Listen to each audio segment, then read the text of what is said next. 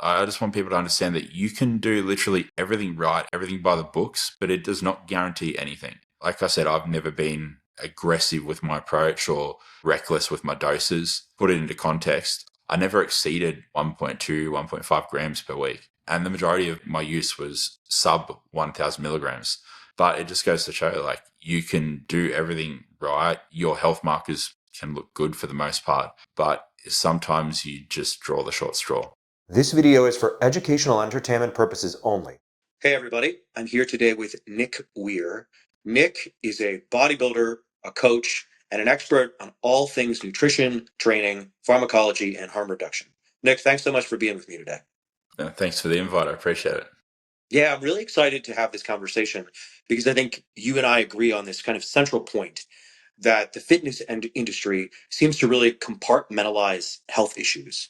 So when something happens, when someone's got high cholesterol, right, they just sort of, oh, let's take ezetimibe. When they've got high blood pressure, they take telmisartan. But there isn't really this zoomed out, holistic approach, this sense that the body is connected, and when something happens somewhere, it's probably impacting something else. And so I think we're going to be able to really dive into that. And in part, that's because you got some really relevant experience here. So maybe we could talk a little bit about your background. You've done a lot of amazing things. You were a world championship powerlifter, a bodybuilder, a coach, and then obviously you had a cardiac event last year. So maybe you could talk about how that's impacted your training, your coaching, and maybe your philosophy even. Yeah, definitely. Yeah. Well, I can start from the bottom and work my way up if you want. Definitely. Yeah. So I initially started lifting, I want to say, would have been, I mean, I was lifting through high school and whatnot, but seriously, I'd say around 2010, kind of when I wrapped up school and I kind of got my first proper gym membership. And as most young people do, I spent pretty much every waking moment outside of work in the gym, probably overdoing it to some extent. I got into powerlifting initially. A lot of that was I was from a kind of a small kind of country bumpkin town, so it was a little bit frowned upon, and I guess there's a lot of stigmatism around men not doing manly things, and so bodybuilding seemed a little bit, I don't know, it's got. I'm not going to say it because I mean I've got a lot of. I'll say it anyway. I've got a lot of gay friends and stuff, so it's not to any kind of discredit to that or anything. But there's homosexual tones to bodybuilding. Like you can't deny it. You're oiling yourself up, you're flexing on stage, that sort of thing. So although I was always passionate about bodybuilding, and my introduction to bodybuilding was my dad watching Pumping Iron with me when I was a kid. We watched it on the cassette, on the VHS, and I loved it. I fell in love with bodybuilding instantaneously. But I almost kind of like repressed those urges to do bodybuilding, and I just pursued powerlifting because it was more acceptable socially among my peers. So I got into powerlifting 2013 or 2014. Did that for a few years. I got pretty decent at it. I went to World Championships in Vegas in 2015. Came first as a junior. I tore my terries on the platform doing my, I think it was my opener or my second attempt deadlift. I didn't even get to do my third attempt, but I still placed and obviously took out the junior title. Aside from that, I got. And sorry, actually, was it raw or was it equipped? Because this is pretty far back, and I know equipped used to be much more popular.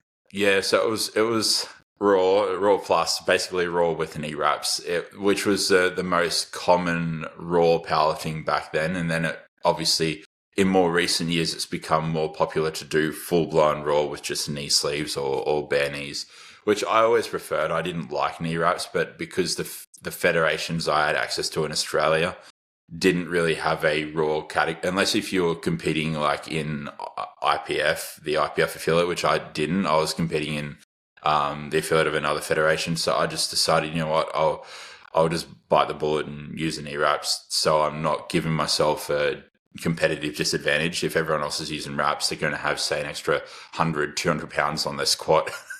So it's a big deficit you're leaving yourself at. So I just hated knee wraps from day dot, but I used them anyway because the rest of my competition was. But yeah, I did a couple of invitation only competitions, pro raw. People might be familiar with it if they're involved in the powerlifting community. But I went to Pro Raw a couple of times, competed alongside names like Tom Martin from the UK. Oh, totally. Yeah, and a few other well-known powerlifters from other parts of the world.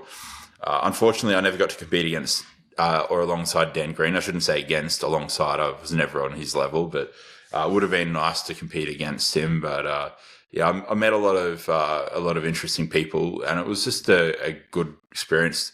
But then I decided I'm not getting any younger. I've always wanted to do bodybuilding. I think I reached a point where most males reach in their 20s where they kind of just come to the realization that caring about what other people think is just irrelevant, and it's only going to hold you back and be a detriment to the level of satisfaction that you have in life. So I started doing bodybuilding. And first bodybuilding show was 2000. It was going to be 2020, but obviously with the events around the world, couldn't. 2021 came around. I did my first bodybuilding prep. I placed first in first timers. Didn't do too well in opens, but I got some good feedback. I knew what I needed to improve upon. I came back a year later. I won my class at the pro qualifier, and then I came second in the overall as a runner up to the pro card. So I was pretty happy with that. And then I said to myself, I'll take an extensive off season and grow out of classic into open, because my body was very hyper responsive and it wanted to grow. And I'd always been very minimal with my PED use. I was never, I guess you could say, liberal with the doses. I was never irrational with my approach. I was very calculated and quite surgical with my approach and process. So I said, you know what, I'm going to dedicate, this next year and a bit or 2 years to grow into super heavies from classic. And I put something ridiculous on my frame. I think it was something like 90 pounds in 9 months. It was pretty insane. Not 90 pounds in 9 months. What is about 70 pounds in 9 months, I believe, which is still... Right. You're doing kilo math in your head. Is that what's happening right now? Yeah. Trying to... That's 70 pounds is still insane. Yeah, imperial and metric is a bit difficult sometimes. Yeah. But effectively, the lightest I was, I overdieted in my bodybuilding competition in 2023, but I got down to the high 80 kilos, which is very light for somebody who's 6'1". And I basically rebounded out of that show, went from, I think it was 88 or 87 kilograms all the way up to 128 kilograms. So big jump. We're talking, I think that is actually about 90 pounds. My apologies. Yeah, I think you went from about 190-ish to like 270. I think that's about right. So yeah, like 80. 190. I went from, actually, I remember the pounds now. It was about 185 pounds to 282, I think. Yeah. So yeah, easy 90 pounds for sure. Yeah, so it was pretty insane. And along that timeline, somewhere I started having heart complications. In 2024, June, I was having some serious digestive issues, a couple of other issues. And leading up to that, I'd had water retention, edema on and off. And I just put it down to, I was using a effective dose of growth hormone for the first time in my life. And so I didn't really think much of it. I was always monitoring my blood pressure. Blood pressure was always fine. Yeah, it turned out I had heart failure in late June, early July last year. My ejection fraction was at the lowest, was measured at 9%, very low. Normal ejection fraction, depending on who you get it tested through, is anywhere from 55% all the way up to 65% typically. And so I was significantly lower than what is considered normal heart function. So there was a bit of a process. I came back to my country because I was living in Thailand at the time, and then I basically started getting proper medical treatment for it, and I've been continuing my treatment so far, and made a lot of improvements, but I've learned a lot along the way. And the unfortunate reality is I'm never going to know exactly what caused it, although due to the morphology of my heart and the structural changes that did occur, the remodeling that did occur, it's very, very, very unlikely that it was from anabolic steroids. And I can almost say with absolute certainty it wasn't. I had a leg infection. I had multiple bouts of myocarditis. like viral infections. So I'd say the dilated cardiomyopathy was a direct result of those factors, viral and bacterial infections, and then on top of that as well, the last contest prep I did, the stimulants were pushed too high, things like T3, clenbuterol, and I have ADHD. I was medicated on Concerta at the time, which is an amphetamine salt, or an amphetamine drug, I should say, and I guess you could say the polypharmacy between all of that was just too much for the body. The overstimulation would have just been ramping up my resting heart rate and causing that, I guess, hypertrophy silently in the background, that dilation of my heart. But my heart was never thick. There was no thickening of the ventricles. So that's why it is very unlikely that it was PED related or anabolic related. My calcium score was 0. My lipids, my apolipoprotein A and B were, for the most part, fantastic. So it's very unlikely that it was secondary to anabolics and more so secondary to stimulants and viral bacterial infections. Yeah. Yeah, thanks for sharing. Yeah, I mean, two things come to mind. I mean, one is that viral infections are incredibly weird and unpredictable. I can give you a personal example. You mentioned you alluded to COVID. When I had COVID the first time, I developed Bell's palsy as a result of COVID. Do you know what that is? I've heard, yeah, I'm Yeah, familiar with it's it. Yeah. facial paralysis. So my half of my face was droopy for like 5 weeks after I had COVID. I realized something was wrong as I woke up one morning, drank some water, and it just like fell out of my face because because I couldn't use my mouth. And like that's totally weird. I mean, there's actually an illogical explanation for it. It's causing inflammation to the nerves. It's the same reason why people were getting issues with smelling. It's the same Mm. general phenomenon, but for me, it manifested in a different way, right? And so again, with you, someone could have the same virus enter their body and it can manifest in different ways and have different repercussions. And then the other thing, I think the really good point you made was that you were exposing the body to a number of stressors, right? There was both the fact that you were using stimulants, but also the fact that your body weight changed rapidly over a relatively short period of time. And so even though that's not necessarily the direct result of PEDs, it certainly like is in the background because that weight gain and that weight loss probably wouldn't have occurred with such rapidity without performance enhancing drugs, right? 100%. Yeah, I agree. And I think it was multifactorial, a lot of contributing factors there. Although they, like you said, they wouldn't be the primary causal contributor, they would have definitely layered on additional stress or allostatic load on the body. One of the things that I want to make clear too is I'm not dismissing the dangers of anabolic steroids. I mean, they're very real. We can't deny that. And I do think that they, again, similar to the rapid change in body weight, like the paradigm shift from where I was at the end of prep to where I got peak off season. I think the other thing is any level of anabolic load is going to impose more oxidative stress on the body and increase reactive oxygen species. And that in itself is going to impair the body's recovery ability. And so even in those early stages of when my heart was declining, I'd say that I guess the anabolics would have been playing a bit of an inhibitory role in terms of not allowing my body to recover in the way it would have potentially recovered had those not have been in the equation.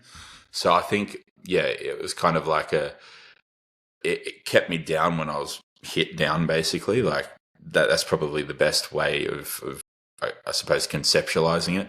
And yeah, it's just it's unfortunate. It's an unfortunate reality, but it's just something that I have to deal with now.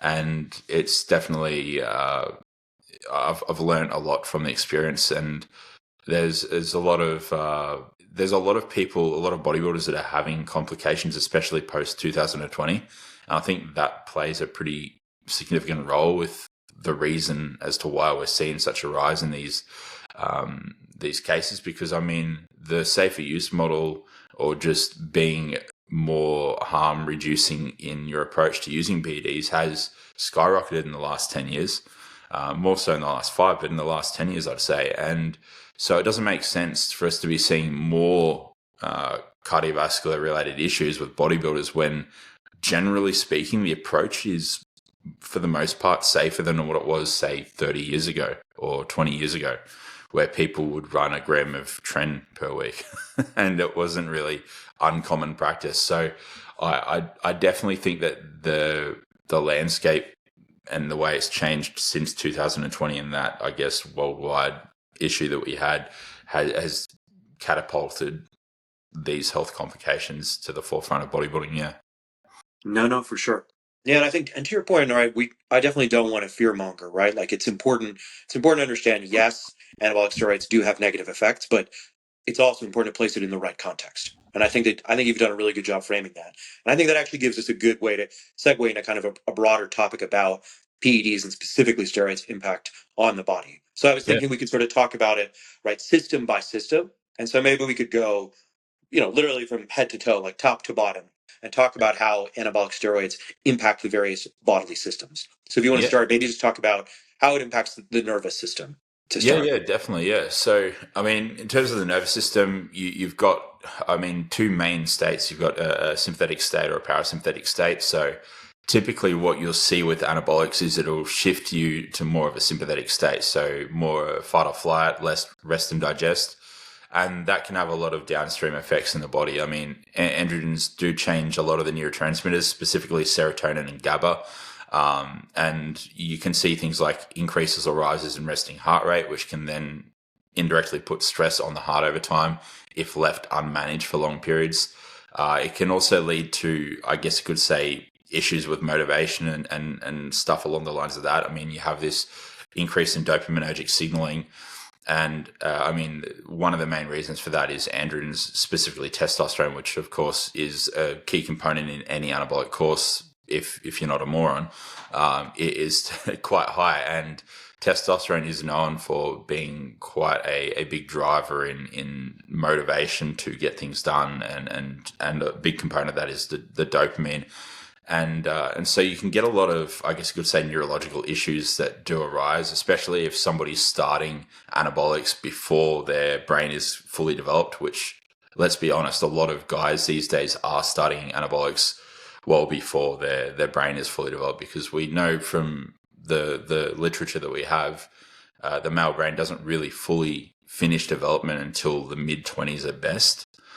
Some individuals, that is, I mean, that's just an average. Some people might be a little bit before or after that mark, but I mean, we have kids starting anabolic courses at 16, 17. I mean, it's always been the case, but with the popularity of the fitness industry and stuff like that these days, it's grown ever more apparent. So, I mean, I think a lot of young men and women are putting themselves at risk, and quite a high risk of developing long-term, long-lasting, lifelong neurological deficiencies or problems with their nervous system.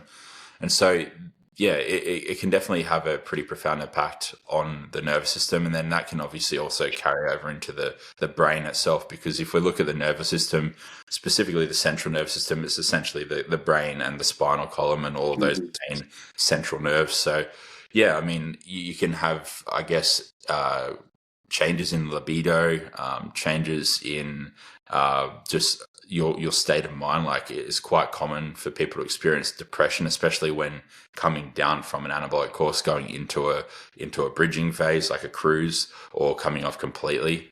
Definitely. So there's a lot of issues that can arise when it comes to the psychological or the neurological side of it. Yeah. Yeah, and I also see in particular you brought up the point about younger men, right? Their brains, their prefrontal cortex not being totally developed. Is I also just think that a lot of people are not, even people who may be fully cognitively developed, they're not necessarily that in tune with their emotions and with their thinking and their processes. And so now they've injected something, literally injected something that's having a direct impact on their personality, and they don't know how to deal with it because they've just never had that kind of a stressor, and maybe they don't have a very concrete sense of self. And I think that often comes up. You hear people talk about this on TikTok, where there's like the meme that like trend makes you gay, right? Like that's right, like that's this thing. But it's like, I don't know, maybe you're a person like I'm not. That's a much more complex. Sexuality is very complex, but I think that the most logical explanation is, as you mentioned, these things are driving libido, they're driving dopamine, they're driving motivation. And also, maybe you're someone who doesn't fully understand and imbibe your preferences. Maybe, like you have repressed bodybuilding instincts and you're not really ready to act on it, right? And these things lift those inhibitions. And so it's not that the drug is changing you, it's that you are a person and people change, and you maybe didn't fully understand yourself in the first place. Yeah, no, I agree. I think in a lot of cases, anabolics will take the guide rails off somebody. And I mean, yeah, sure, there are going to be some changes that occur to your personality, to your psychology from using anabolics. But I think by and large, you hit the nail on the head there. And I think in most cases, it's people are starting before, yeah, brain development's fully taken place. And they haven't learned to regulate their emotions and really, I suppose, explore who they are as a person. And then throwing anabolics in there is kind of like throwing kerosene onto the fire. You're just amplifying the magnitude of, I guess, dysregulation that's already present. So people who don't know how to manage and regulate their emotions and stuff, it becomes an even choppier kind of like sea to navigate. And yeah, they run into a host of issues. And I think especially younger people who might have, say, predispositions to psychological conditions, like if somebody's got a genetic predisposition towards bipolar disorder, uh, anabolic steroid use could be the catalyst that tips the scales and triggers that from being, say, more so dormant to a more prevalent problem, and then they've got to deal with that lifelong issue. And I'm not saying that it can't be managed, but it's just another vector that now needs to be managed that might otherwise not have needed direct attention before. So I think there's a lot that we still don't quite understand, and I don't think that we're ever going to, or at least not for a long time. I won't say ever. I don't think for a long time we're going to fully understand the magnitude in which it can impact things because of the stigmatism around anabolic steroids and the fact that they are illegal. And so there's never going to really be a body of scientific literature looking at human trials using tren or stuff like that. So it just purely due to ethics and legality issues. So I think a lot of what we will learn will have to be based on anecdote and potentially just case reports like surveys, clinical surveys, stuff like that. But yeah, I agree. I think a lot of that is stemming from, yeah, it's just kind of taking the guardrails off, and people can't contain those. I guess you could say, or suppress those urges, and then they're just, yeah, out in the open. Just one more question along this train of thought. You had mentioned androgens driving, creating that sympathetic state. Do you also find, does this impact people's sleep? Is this common as a result of this sort of, consistent sympathetic drive? Yeah, definitely. I think that's one of the main reasons why anabolics do impact sleep. And typically, what you'll see is some people have a better tolerance for it than others. It could also be compound specific.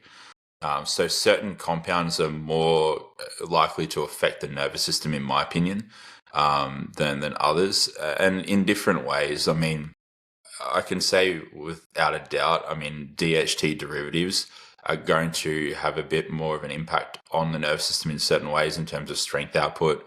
I mean, it's a big reason why a lot of powerlifters and strongmen leverage DHT derivatives because of that slight advantage or edge they provide. But some common occurrences that I see, or some common causes of disruption to sleep on anabolics, is from that, yeah, upregulation of sympathetic state, downregulation of parasympathetic state, which can be caused from any anabolics at the end of the day. But another thing too is a lowering of estradiol. If estrogen, or specifically E2, E1 and E3 as well, but more so E2, if it gets too low, what you do tend to see is an increase in resting heart rate, an increase in sympathetic drive, and then an inability or I guess inhibition when it comes to being able to sleep and get into a fully rested state.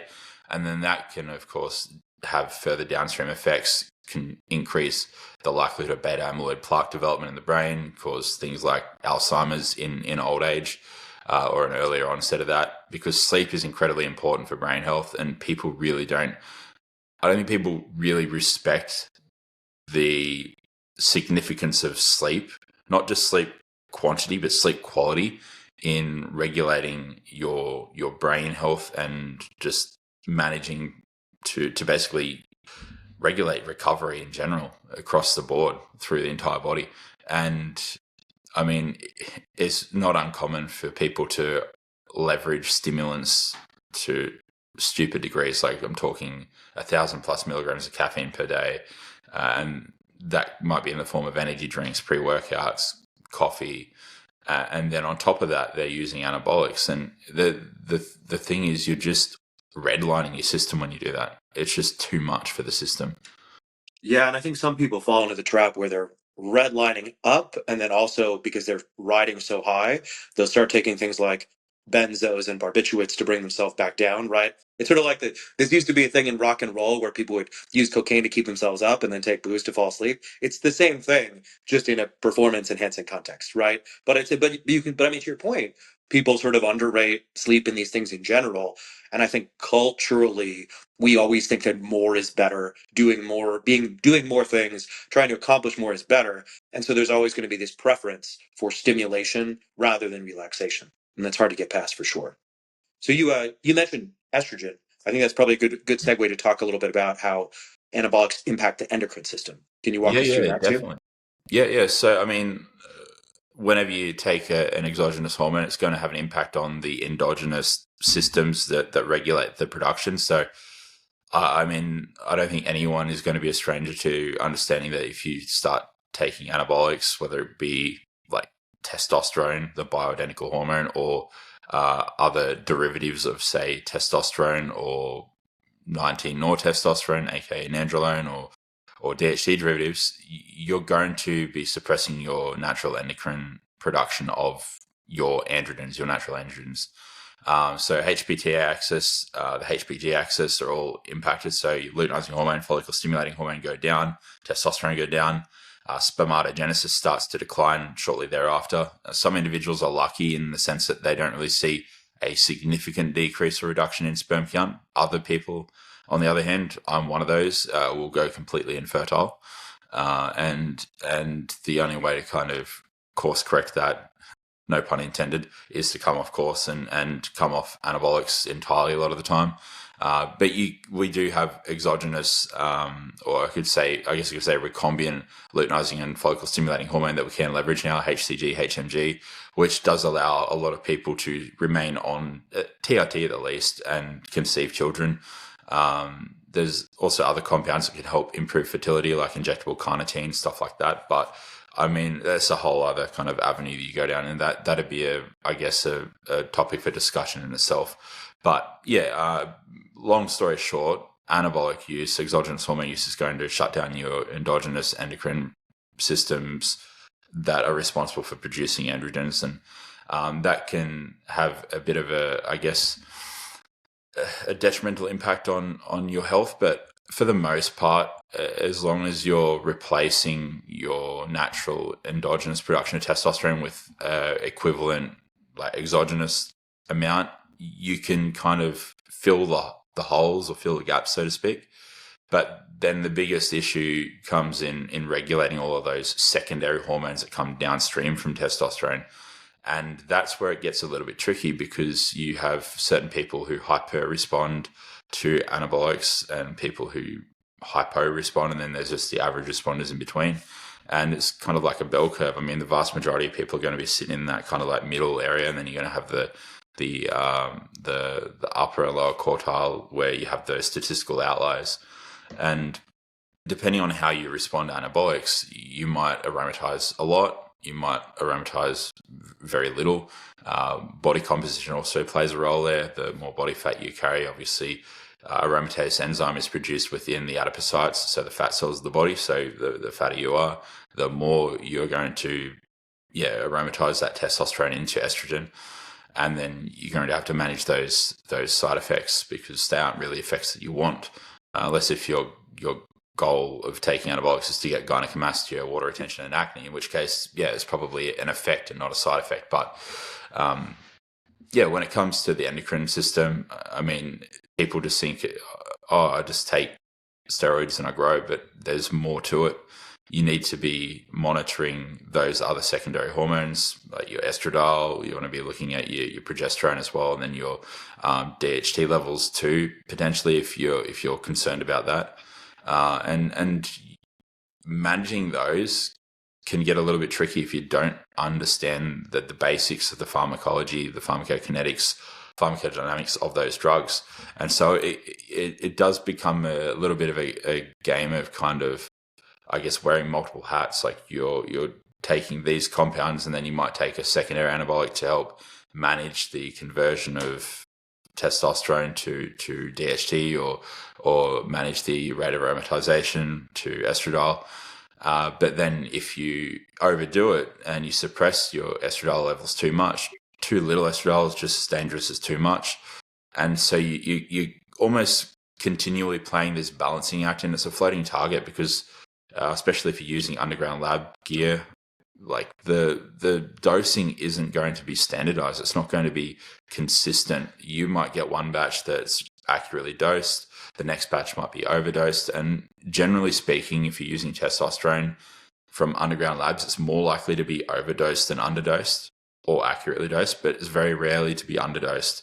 Other compounds, on the other hand, they might be faked for testosterone. So you might think you're using boldenone as a secondary compound, but you're actually just using testosterone propionate.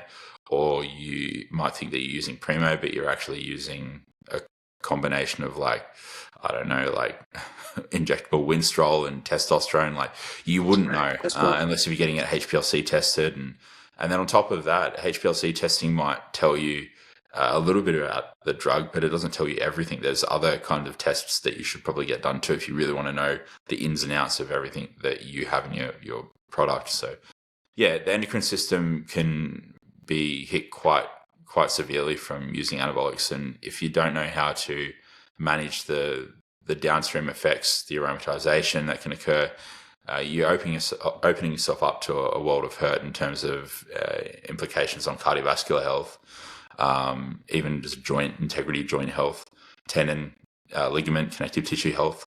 So yeah. Yeah, a lot of thoughts there. I mean, first I have to commend you. You said the word spermatogenesis. I can never say that fucking word. Spermatogenesis, yeah. Spermatogenesis. I can't do it. I try, if I do it like I'm Italian, if I go like spermatogenesis, I can say it, but otherwise it just doesn't come out. So I was very impressed that you just did it very fluidly like that. Secondly, you talked about suppression, and I think you made a lot of really good points there, right? It's suppression is inconsistent among individuals. The pharmaceutical industry has tried at various times to actually develop male contraceptives, right? Meant in and of itself was meant to be a male contraceptive, and it still didn't really work. And so people have differing responses. But I do think that the big takeaway is what you said, is that if you are taking a dose that is efficacious in any sense, there's going to be suppression. And it doesn't matter whether that's testosterone, a testosterone derivative, or any other anabolic. If it's doing something, if it's building muscle and it's a steroid, it's likely to cause suppression. And then lastly, you made this really good point about just the way that side effects manifest in the body, and that sometimes that has to do with how someone is responding. Right. And I do think that and again, this is to your earlier point about like, we're never going to fully understand this. This is a thing we'll never totally get, but it does seem to be the case that people who have less density of androgen receptors on their actual muscle tissue might experience greater side effects, because essentially what happens, right, when the steroids enter the body, they are supposed to activate the androgen receptors in your muscle, in your skeletal muscle system. But if there's insufficient receptors to absorb all of that, they're going to disseminate and interact with other organs and other bodily systems. And those effects are going to be myriad, chaotic, and unpredictable. Right, because ideally they're supposed to go here, but fuck, they ended up somewhere else, and now my liver is swollen, or my nephrons and my kidneys aren't working, right? And that's not, there's some correlation sometimes between how well someone is responding and the side effects, but it's still not one-to-one.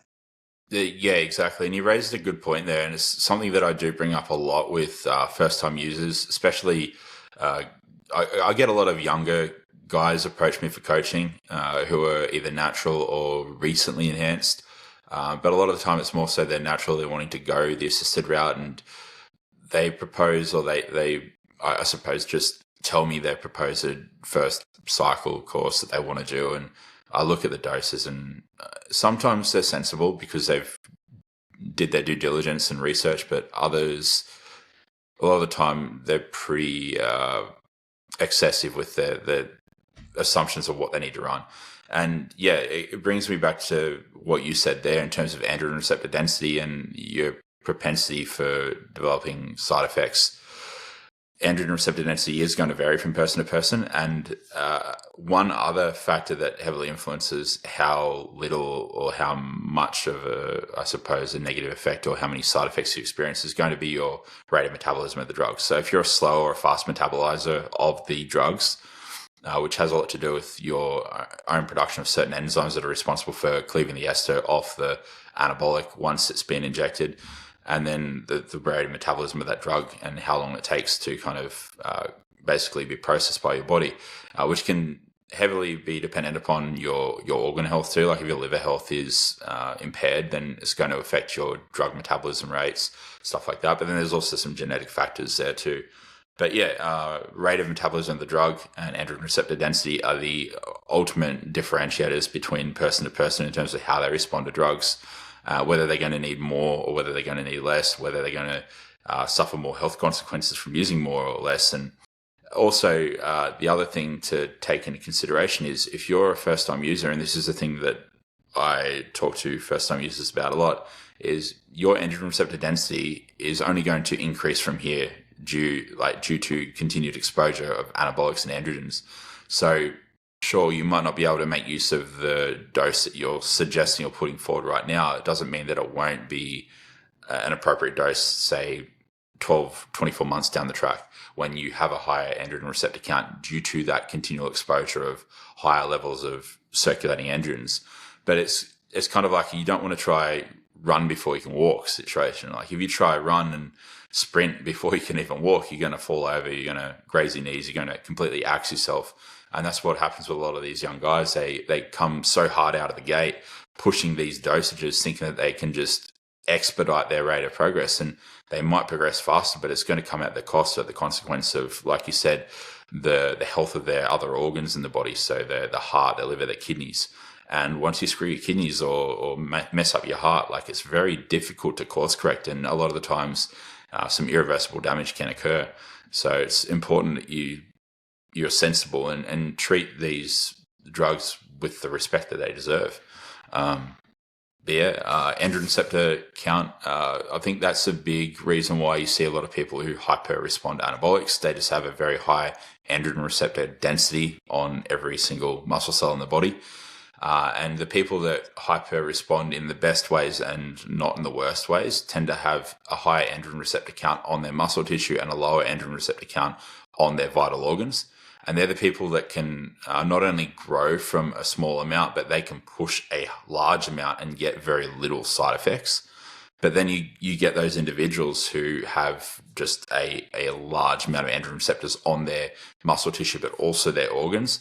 They can grow from very little, I think, but if they push the dose too excessively, they're going to get a lot of secondary effects on the vital organs, which they probably don't want. So they're the individuals that hyper respond that might need to keep the dose low and never really push the anabolic load too much, because if they do, it's going to come at the expense of the health of their vital organs.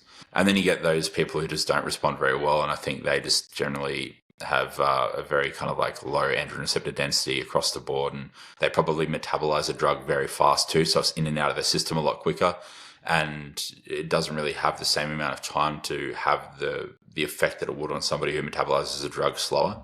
So yeah, there's a lot of nuance from person to person there, and there's, to my understanding, like for the layman, there's no real way of determining where you fall on the spectrum with all of those things, aside from just trial and error, unless if you've got really good connections to the top labs in the world, and you can get specific tests run. And I mean, there's some basic genetic testing you can do, I'm sure. Like, I haven't personally looked into it much. I know some people do go down that rabbit hole, but I would argue that a lot of the time it will only serve as mental masturbation, because most people are majoring in the minors and they're not even focusing on the bread and butter things like adequate sleep, adequate nutrition, adequate recovery, sensible training, not overdoing it in the gym, and also training hard enough to the point that they're not just wasting their time fluffing about. So the people that typically worry about like the genetic testing, their androgen receptor density, is growth hormone or increase going to be the game changer? They're also the ones that aren't ticking those fundamental foundational boxes first. Yeah. Yeah, I mean, potential is meaningless unless acted upon. It doesn't matter how good your genetics are. If you don't train hard, if you don't train, you're never going to get the results. And I do think, I don't know, there's just a point about androgen receptors. I will say this. I wonder if you've observed this.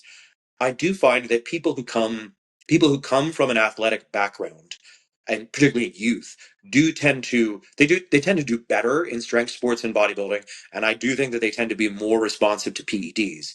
And I think that it's difficult to suss out causality there because yes, it's totally possible that the athletic activity in their youth helped to upregulate the creation of androgen receptors. That's possible, but it also might be the case that they engaged in athletics more in their youth because had more androgen receptors, right? Like they might have been inclined to those activities because they were genetically predisposed to be talented in those ways. So it's really hard to suss that out. But I don't know. Have you seen that? Because I definitely find that, especially like powerlifting is a great example. Like a lot of the best lifters are people who come from athletic backgrounds and then they train in this way and they blow up. Yeah. No, I've definitely noticed that. I've recognized that. And I think, yeah, it's kind of the argument of what came first, the chicken or the egg, right? Did they have that genetic predisposition, or were there certain, I guess, biological, neurological adaptations that occurred in their youth because of that continual exposure to that type of stimulus or external stress, environmental stress? And I think they both play a role. And the reason why I say that is because, I mean, if we look at epigenetical changes that occur between generation to generation, you can break that down in like each kind of each life. So it's like what you do in your life is going to have some level of impact on your offspring, and then so on and so forth. And who's to say that some epigenetical changes don't occur within a single individual's lifetime? I think they do, especially pre-development. Like if you're a child, I think the plasticity of the brain, not only the brain, but the plasticity of your biology in general is going to be a little bit higher, a little bit greater. And so I think there is a bit of potential there for those epigenetical changes to start to take place in a single lifetime. And that could, say, predispose you to having a better response to training stimulus later down the track or drugs. But I think the bigger needle mover, like you kind of pointed at, is we tend to gravitate towards what we're good at, right? Like we learn what our strengths are very early on in life, and we tend to enjoy what we're good at, and we tend to not enjoy what we're not good at. Like, Yeah. I mean, if you excel at math in school, you're probably going to do math more so in your free time. Or if you excel at playing a musical instrument, you're probably going to put more energy and more of your time and effort into studying the different types of music, different types of instruments, learning as much as you can and absorbing it all, because it's just human nature to be drawn towards what we are good at. Nobody likes feeling like they're average at doing anything. So I think that's the biggest kind of contributing factor, like you said. But the other one still is worth mentioning. I think it does play some level of contributing role. But yeah, I mean, to use myself personally, because it's always easy to use yourself as an example. Both my parents were heavily athletic growing up. My dad, he played pretty much every sport known to man.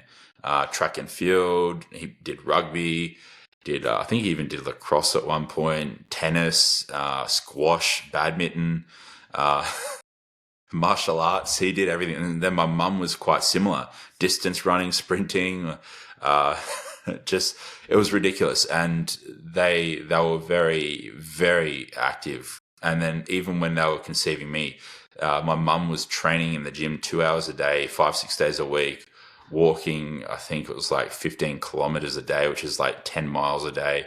And then she was working a full-time job, like up until like, I think halfway through her third trimester. Like she was a machine, like, and she was To put it in perspective, my mum benched her body weight for like sets of 20 or something, like 20 rep sets her body weight. So for a female, she was quite That's strong. And incredible. Yeah. generally, she was just a little bit higher, like with androgen levels. Like she's always, Yeah. and both my parents were natural, lifetime naturals. And then come along me when I was born a little bit late. I didn't want to come out for whatever reason. Um, For I was good reason. Yeah. Yeah. quite a large baby too. I mean, I think it was like 9 pounds. So pretty large baby, and I wasn't fat or anything. I was just a large kind of. I had a pretty big head. I've always had big head. People think my hands and my head are big from growth hormone, but no, I've just had big hands and a big head from day dot. But yeah, I had to grow into my head and my feet. It's kind of funny. I was size 13 feet when I was 10 years old. I used to trip over my feet. Yeah. Yeah, dude. But yeah, back to my original point, because I'm going off tangent here. I had a pretty good starting point in life, I think, because of those epigenetical changes that were established from my parents and then also my parents' parents. So I come from like a pretty long lineage of very active people. And so I think that predisposed me to responding quite well. The first cycle I did, or the first course I did, was 300. It was underdosed. I can almost say for certain, because now I know the correlation of like what dose causes what androgen level in my bloodstream. And I got blood work done in the middle of that cycle, and I remember the testosterone value, and it was only kind of just above the reference range. I was running what I thought was 300 milligrams of testosterone per week. It was actually probably more like 200, and I added something like 20 pounds in my first 12-week course. 20 pounds in 12 weeks, when I'd already gained a significant amount of tissue as a natural in a few years of natural lifting. Right. You weren't undertrained. Yeah.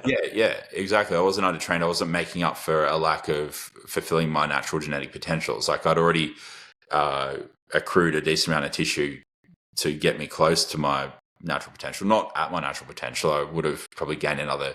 If I continued lifting naturally for like a decade more, I probably would have gained an additional 10 pounds, I'd say, naturally. But I was able to get close to my natural potential, and then I used anabolics, and it was literally just testosterone, 200 milligrams or 300 milligrams a week. 12 weeks in, 20 pounds up, body fat levels reduced slightly, so it was probably a net bigger increase. And but then I had friends who would run double that, and they saw like 5 pound increase. And so there's a disparity, like, and it's not that they trained any, like, I don't know, any worse than I did, or it's not that they didn't dial their nutrition in as much. They did everything just as well as I did. It's just they didn't have the same hand that was dealt to them. And that's the reality. Like genetics, whether you want to refute it or not, genetics play a significant role in bodybuilding.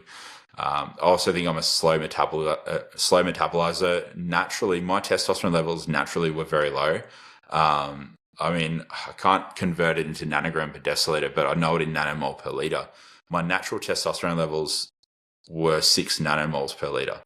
Yeah, that's So right. I think that's like I think that's like 200. 250 nanogram per deciliter. That was like peak kind of when a male is meant to have the testosterone levels at their highest. That's where mine are at. But my androgen receptor density, I'd say, was through the fucking roof. Mm-hmm. That's the only conclusion I can draw, and the fact that I probably metabolize the drug slowly. And so that allowed me to get a lot out of very little. No, that makes sense. Yeah, and to circle back to the topic of anabolics, right? Can we talk through how anabolics impact the cardiovascular system? Yeah, definitely. Yeah. So, I mean, obvious things. I mean, the two biggest factors that are going to impact your cardiovascular health are your blood pressure and resting heart rate. And anabolics, as we know, affect those dramatically, especially if you're not managing variables like your electrolyte intake, that sort of thing. And then if you're layering on other compounds like growth hormone that can increase intracellular, extracellular fluid, then that's going to place additional stress on the heart. And so what happens is with the cardiovascular system over time, I mean, we can look at the lipids as well too, but we'll just focus on the actual structural changes that can occur in the heart. I mean, you get the enlargement of the heart. It could either be the form of just dilation or stiffening of the arteries. You can get hypertrophy of the ventricles, so left ventricular hypertrophy. And a lot of this happens from an increase in pressure, so like a pressure overload. So when your blood pressure increases, that's going to create more internal pressure, and over time that will cause the heart to work harder. And the heart's cardiac muscle is similar to skeletal muscle in the sense that if you overwork it, it is going to have a stress response to that stress. And so we see this thickening of the walls. And there's two types of left ventricular hypertrophy, or two types of I guess you could say hypertrophy. You've got I guess you could say the physiological left ventricular hypertrophy, and then you've got the pathological. So physiological is athlete's heart. Natural athletes will get enlarging of the heart to some degree. But that's, I guess you could say, adaptive changes. They're not maladaptive changes. But then you've got the pathological left ventricular hypertrophy, which is more AAS induced or anabolics induced. So the wall thickness is often more extreme, whereas it's mild to moderate in like an athlete's heart. In addition to that, the chamber size is different. Like it might be enlarged proportionately. So the eccentric and concentric enlargement of the heart is pretty proportionate in an athlete, whereas somebody who's got pathological enlargement of the heart is going to be more concentric, so like reduced or just disproportionate between the eccentric and the concentric components. So there's those differences, and then also the diastolic function tends to be better in an athlete's heart. Like you won't see ventricle stiffness, whereas in the diastolic function of a steroid-induced left ventricular hypertrophy heart, you're going to have stiffer ventricles, which means more impaired diastolic function. So you get all of these issues, and the ejection fraction might be normal at first in an AAS-induced enlarged heart, but over time it can decline. So, I mean, ejection fraction is usually not the first thing to go when you're looking at heart health, which is why I always stress to people, don't just obsess over the ejection fraction when you're looking at anabolics effects on the heart. It's more of a measure of heart function. And as we know, function follows structure typically. So the structure has to change first, and then downstream from that, the function will decline in time if you don't address it and if you don't course correct. I guess you could say the more physiological changes that occur from anabolics on the cardiovascular system are going to be the stiffening of the ventricles, the thickening of the ventricles, like the wall thickness, and then the overall enlargement of the heart. If you're using stimulants, that can cause dilation. I mean, dilated cardiomyopathy is very well documented in people who abuse methamphetamines, cocaine, that sort of stuff. And so if you're using things that have a similar effect on the heart in a bodybuilding context, things like excessive doses of T3, clenbuterol, yohimbine, all these things can contribute to dilated cardiomyopathy in time. So, the structural changes in the cardiovascular system will be just those two, predominantly the heart and the valves involved in that. On top of that as well, you can get some, I guess, deterioration of arterial health as well. Arterial walls can get affected from anabolics. But then you've got the more internal like effects on the cardiovascular system. So things like your lipids and plaque development, and a lot of that will occur from just not having any down periods, not reducing the anabolic load, and not taking enough care and concern in terms of your diet, the overall composition of the food you're eating. As a natural, you can get away with having a pretty shitty diet, and it won't catch up with you until you say get into your 40s or 50s. But if you're assisted, I mean, you're expediting that process, and you're basically widening the parameters for what will cause health complications. And you can see development of plaque, like an early onset development of plaque, if you're over-consuming saturated fats, or especially combining that with high doses of anabolics and not being conservative with your use. So you get all of these, I guess, somewhat irreversible effects, but if left unmanaged, can become irreversible. Yeah, I mean, it seems like we're talking about two big phenomenon that are clearly interrelated. One, the latter you're talking about, is the creation of this pro-inflammatory environment, right? Yeah. So this means that we're gonna have greater oxidative stress. steroids directly increase the production of lipids, right? So that's a potential issue. And then if that oxidizes in the arterial walls, that can cause a buildup of plaque, et cetera. But then the bigger, broader kind of structural changes you're talking about, right? That's the result of a number of multifactorial issues, kind of the greater allostatic load, the direct impact of Yeah, AAS on the angiotensin system, over, increased blood pressure over time, increased blood volume. I think maybe an easy way to think about this for the layman is you're asking more of your body. You're upregulating all of these systems, and at some point, if that, again, to use the phrase allostatic load, right? If that is too great, you're going to get maladaptive adaptations. And so exactly. that does imply, I mean, there's kind of an interesting counterpoint in that, like, there is clearly a level of stress that is good in the sense that, like, organisms respond well, general adaptation syndrome to stress, right? But passing that threshold, continually redlining that, at some point you're going to get those structural changes and maladaptive adaptations.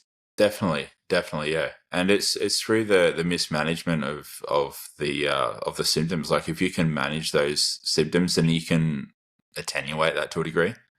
And that might be pharmacological intervention, it might be lifestyle intervention. Pharmacological intervention, in my opinion, should always be the last resort. You should always try intervene with other means like your diet, your stress management, uh, and that might come in the form of box breathing, improving your sleep hygiene, that sort of thing. Sleep again, like to go back to sleep, that can heavily influence your cardiovascular health, especially when you look at sleep deprivation's impacts on resting heart rate, blood pressure, oxygenation to the body, and all of these things are, of course, are what will move the needle in terms of negatively impacting your cardiovascular health. So, I agree. Like you're creating this very pro-inflammatory environment, high levels of oxidative stress. Your body isn't well equipped to deal with this level of reactive oxygen species that is now present in the body, and then your body just doesn't have the necessary resources to continue to recover.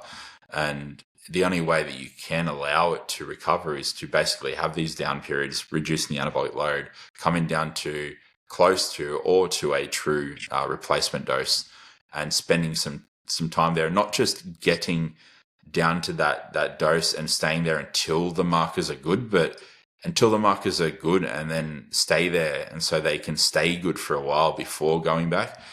I think a lot of people are so quick to jump the gun. They'll get their blood work, say 10 weeks or 12 weeks after they finish a course or a cycle, and they'll look at their labs and they think, oh, everything's pretty much back in the range now, I'm good to go again. It's like, no, hang on a minute, you just got back there. Like, let the engine cool down. Stay there for a few months. Stay there for a couple of months. You can still progress in the sense that just focus on training hard, eating well. Yeah, sure, you might not progress at the same rate, and worst case scenario, you might just stay where you're at. But how is that a bad thing? But yeah, back to the original point, like the effect on the cardiovascular system, it'll upregulate the likelihood of developing left ventricular hypertrophy, the pathological kind, the kind that we don't want. It'll lead to ejection fraction decreasing over time once that structural change sets in. Arterial stiffening will take place. You'll have disruption to the lipids. I mean, your HDL, high density lipoprotein, will just dive bomb. Your LDL, your apolipoprotein B, will both go up. Your blood viscosity will also go up as a result of hematocrit levels increasing. That can increase your clot risk. And just sheer blood viscosity going up is going to increase things like your resting heart rate, because your heart's having to work harder and pump more frequently to get that viscous blood through the system. That's also going to increase your blood pressure. So managing blood viscosity, managing your blood pressure and resting heart rate, like they're going to be the low hanging fruit there in just preserving cardiovascular health, and then having a good quality diet and that sort of thing. Yeah. Given your own personal experience and what we've just been talking about, it's clear that cardiac issues can be really central and can be obviously very detrimental to someone's health. So what do you think in terms of mitigation strategies? You've talked about low-hanging fruit in terms of nutrition, Mm. blood pressure management, staying on top of things like blood viscosity, but what are some general proactive strategies that people can employ? Okay, yeah. So if we work through, I guess, the lifestyle dietary intervention first, and then we can go into the pharmacological intervention at the end. Um, we'll also touch on some over-the-counter supplements too. We'll bridge that between nutrition and pharmacological, because I think that's kind of the next stepping stone before you touch actual big pharma drugs. So lifestyle intervention. I mean, I think sleep is the foundational factor here. Like, we really need to focus on getting good quality sleep, making sure that we're having a consistent bedtime, consistent wake up time. That I honestly believe that consistent wake up time is more important than a consistent bedtime. But I do think that it's good to try standardize both. Making sure that you're getting at least 7.5 hours of sleep per night, making sure that you're getting good quality sleep. I mean, if you have something like sleep apnea, you definitely want to identify that early and address that, because sleep apnea alone can lead to cardiovascular health complications and even heart failure in itself. Like, that can be a primary cause of heart failure in some individuals. So sleep hygiene first and foremost. And in order to achieve that, like, that might mean limiting blue light exposure in the final 2 to 3 hours before bed, or worst case scenario, hour before bed. Not consuming food too close to bed. Some people find that they sleep better, get a better quality sleep, not eating anything, whereas other people find they sleep better if they have a bolus of carbohydrates, because it causes a dumping of cortisol, or a plummeting of cortisol levels pre-bed, and then they can basically just drift off to sleep a lot easier in a more parasympathetic state. But the key factor here is you've got to figure out what works for you. It's going to be a little bit different for each individual. But once you've sorted sleep, I think the other thing is your diet. So making sure that your diet is good. If it's too high in saturated fats, if you're not getting your essential fatty acids, if you're not, say, consuming enough fatty fish, or if you're not getting that from a supplemental source, then you want to make sure that you're taking care of that. But overconsumption of dietary fats is going to be, especially as an assisted bodybuilder, is going to be the fast track way of developing cardiovascular issues that are tied to your diet. So limiting total fat, saturated fat specifically, making sure that you're getting your omega-3s. And then aside from the nutritional side of things, that pretty much covers it, making sure that you're getting enough vegetables in so you can combat any oxidative stress. So I always say people in general, but assisted bodybuilders especially, should really emphasize vegetable intake and fruit intake, even if they're pushing high calories. People think, I need to limit my fiber intake because I'm eating so much food and it's going to be hard to get these calories in. But it's kind of like it will shoot you in the foot kind of move if you do that. I mean, fiber helps regulate your gastric motility. So if you're under consuming on insoluble fiber, you're not going to have normal gastric motility.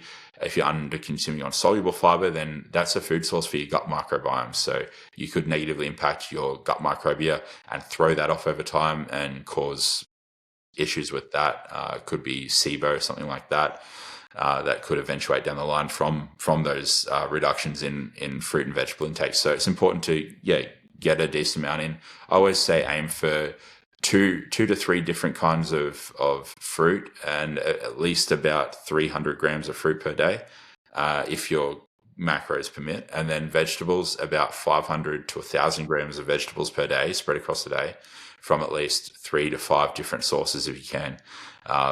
Because you want to get a broad spectrum of colors in your fruits and vegetables, because that's going to give you a more complementary micronutrient intake.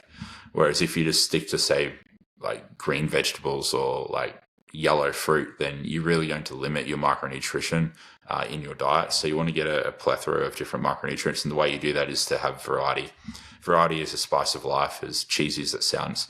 Aside from the sleep and diet, you've got over-the-counter supplements. I mean, for heart health, if we're looking at blood viscosity, we'd be looking at enzyme products, so things like nattokinase, lumbrokinase, serrapeptase. They're all fantastic. They're very fibrolytic in nature, so they'll help break down the components that contribute to the clotting of your blood. And if blood viscosity is an issue, it'll help manage that. On top of that as well, I mean, to help with cholesterol levels, you could incorporate things like citrus bergamot, even things like berberine help with cholesterol levels to a degree. And then you could also go down the route of, say, if you've got insufficient bile acid flow, and just to help metabolize fats a bit easier, supplementing with things like Tudka. So there's a lot of over-the-counter supplements that you can take that'll help, I guess, support proper digestion and support the maintenance of your lipids. And I mean, we can go into supplements more, but they're the big ones, I'd say. Aside from that, I mean, you've also got the pharmacological intervention. That's where you get into different classes of drugs. I mean, you've got things like ACE inhibitors or ARBs, things like telmisartan, valsartan. These are going to reduce afterload and just protect against left ventricular hypertrophy. They're also kidney protective to some degree, some of them, especially telmisartan. So you've got those classes of drugs, so ACE inhibitors and ARBs. Then you've also got beta blockers. They're going to just help regulate your resting heart rate, put you in a bit of a more parasympathetic tone, and also help blood pressure to a degree, but that's not their primary effect. If you're needing to manage blood pressure, it should be through electrolyte modulation, hydration, cardiovascular exercise, and an ARB at worst. But yeah, beta blockers are great for just lowering resting heart rate, keeping that in a healthy range, and improving myocardial oxygen demands. So especially things like nebivolol, which have nitric oxide benefits. I'd say due to the vasodilatory effects and the positive impact it has on endothelial and epithelial function, nebivolol is probably the better option for most athletes, but you can go to the more non-selective ones if it is necessary, if it's needed. Things like bisoprolol, that was still highly selective for the beta-1 receptor. There is a bit more spillover to the beta-2 receptors, which are found more so in the lungs than the heart. And if people, need that extra suppression, that could be a route. But people who are asthmatic would have to watch out for the non-selective beta blockers, because if they already struggle breathing and they get suppression of those beta-2 receptors, that could further exacerbate their asthmatic symptoms and potentially push them into a full-fledged asthma attack. That's why it's really important if you're using pharmacology to help address an issue, that you are working with an allied health professional, you're working with a doctor or somebody who has studied this stuff and knows what they're doing, because polypharmacy is where stuff goes wrong, like where you start combining drugs with other drugs. If you don't understand if and how drugs can have certain interactions with one another, you can run into a host of issues. Another class of drug, I guess, it's not really a class, it's just a standalone drug, Entresto. It's kind of a newer kid on the block. It's been more so present in the last several years. It's got a lot of literature to support its ability to reverse remodel the heart and improve ejection fraction more so than an ARB on its own. It's basically an ARB combined with another drug. So you've got valsartan and you've got so I can't pronounce it. I'm not going to try to pronounce it. The second drug included in Entresto alongside the ARB valsartan, and it basically creates a synergistic effect and really, really helps improve the effectiveness of the drug. Then you've got another class of a drug that you can use as an alternative to beta blockers if you need to, for those who can't tolerate it, but I won't go into that. There's also mineral corticoid receptor antagonists, so things like aldactone or eplerenone. Eplerenone is a better option for bodybuilders, I think, because it has less of an impact on the androgen receptor, and so you don't get that anti-androgenic effect, but you still get the mineral corticoid receptor antagonism effects that you are wanting from, say, aldactone. So there's those pharmacological interventions that you can incorporate, but they should always be a last resort and with the guidance of a practitioner. But otherwise, doing regular cardio, staying on top of your diet, focusing on your quality of sleep and managing stress, and then having a couple of over-the-counter supplements will honestly be the fix for 95% of people. Yeah, that was incredibly comprehensive. Yeah, thank you. Yeah, and I think those are the big points, is that most of this can be addressed through lifestyle factors, through managing nutrition, sleep, stress, exercise. Supplements can help. It's important to emphasize that they're supplements, right? They are ancillaries. They can't actually fix an underlying issue. And then I also just thought you made a really excellent point about polypharmacy. The reality is, especially if you're an enhanced athlete, you are not a typical organism in comparison to other human beings. And so the drugs you're already in, your body's already different. You're already taking other substances. The drugs you're taking to alleviate your symptoms may not have been trialed in someone like you. And so there may be interactions you're unaware of. And if you're stacking additional compounds to try to help those problems, there may be additional compounding effects. And so I love the phrase you used about working with an allied physician, right? Someone who actually knows about your whatever your history is, right? Whatever it is you've done and are doing, and someone who's actively interested in improving your health, which is easier said than done to find that person. I think that's fair to say, but I think that is extremely relevant, particularly for someone like you, right? Who's really had, I'm not say like a terrible, I'm really, again, it's really awful that it happened, but also like a really unique circumstance. I think it's incredibly rare for someone like you who is to both exist, right? You're like 280 pounds, but also like to be healthy in a number of obvious, clear ways and to have a cardiac event. It's hard to find a solution to that problem within the traditional medical industry because you are not a traditional problem. And Yeah. so it's good. It's fantastic. It sounds like you have found or are finding doctors that have been useful to you. That's great. Yeah, definitely. Yeah. And yeah, I think, yeah, like you said, it is difficult to find doctors that aren't going to be judgmental or critical, but it's important that you are transparent with your doctor. Like your doctor needs to know exactly what you're doing, everything you're doing. And if they're not the right doctor, just find another doctor. Like Another doctor. it's as simple as Yeah. that. Yeah. Yeah. Cool, man. Thanks. This was amazing. Thank you so much for your time. No, thank I'll you. have I'll have all your links and stuff listed in the description. Anything else you want to say in closing? Uh, I guess I want to end on one note. I just want people to understand that you can do literally everything right, everything by the books, but it does not guarantee anything. I think that's a real important message to take home. Whoever is listening to this, like I said, I've never been aggressive with my approach or reckless with my doses. To put it into context, I like aside from a 2 or 3 week period where I just escalated the dose for shits and giggles, for lack of a better term, I never exceeded 1.2, 1.5 grams per week. That was kind of like the peak anabolic load, and I wouldn't start a course at that. And the majority of my use was sub 1,000 milligrams.